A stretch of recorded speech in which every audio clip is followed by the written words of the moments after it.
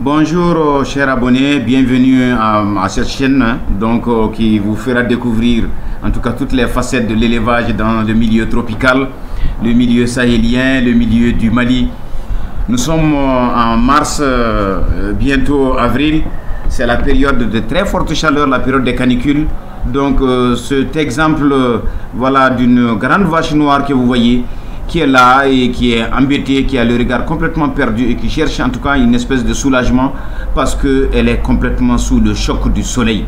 Donc le soleil l'a complètement bloqué, sa fréquence cardiaque est très élevée, sa respiration est très bruyante et vous voyez elle est déjà en tout cas au sol en train de se débattre pour essayer de survivre.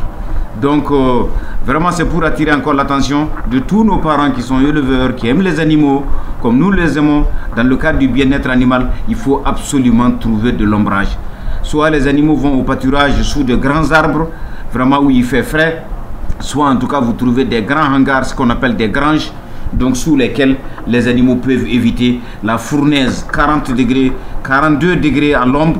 Mais vous pouvez imaginer donc ce qu'un animal peut tout simplement endurer. Et voici les conséquences. L'animal a beau, le zébu a beau avoir de la résistance, le zébu a beau être né dans ce milieu-là, vous voyez cette très grande vache qui est bien nourrie, elle tombe tout simplement sous le coup du choc en tout cas du soleil. Parce que il est 13 h, c'est des animaux qui vont au pâturage, vous voyez au loin, on ne voit aucun arbre.